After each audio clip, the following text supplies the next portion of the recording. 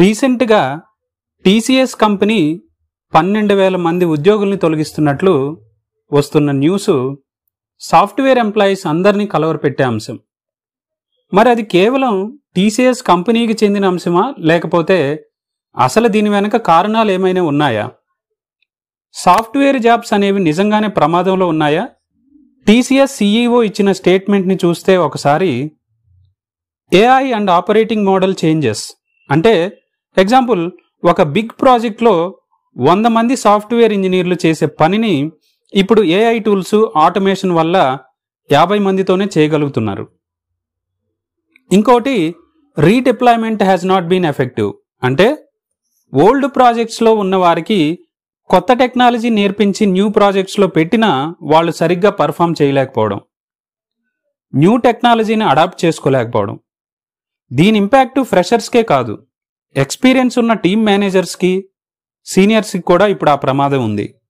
Example, ఒకప్పుడు ఒక పెద్ద టెలికాం కంపెనీలో కస్టమర్ కేర్ కోసం 100 మందిని హైర్ చేసుకునేవారు.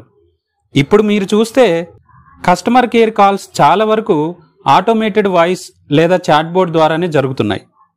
అలాగే ఒక సాఫ్ట్వేర్ కోడ్ రాయడానికి, ఆ కోడ్ టెస్ట్ చేయడానికి ఏఐ టూల్స్ వాడుతున్నారు. నిజంగా ఇప్పుడు ఒక డాక్టర్ని తీసుకుందాం.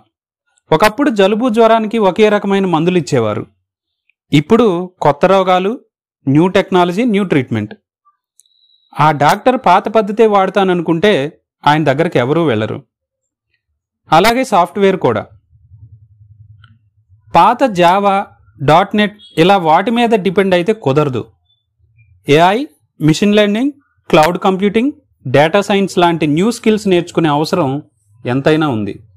ఈ ఏఐ యుగంలో ఎప్పుడూ ఒకే స్కిల్ మీద ఆధారపడితే కుదరదు. నిరంతరం కొత్త టెక్నాలజీని నేర్చుకుంటూనే ఉండాలి. అసలు ఏఐని శత్రువులా కాదు, మన రెగ్యులర్ లైఫ్లో లెర్నింగ్లో మీకు సహాయపడే ఒక ఫ్రెండ్ లాగా, ఒక గురువులా చూడండి. ఏఐ టూల్స్ని నేర్చుకుంటూ మన స్కిల్స్ని ఎప్పటికప్పుడు అప్డేట్ చేసుకుంటే సాఫ్ట్వేర్ రంగంలో మన భవిష్యత్ ఎప్పుడూ సురక్షితంగానే ఉంటుంది.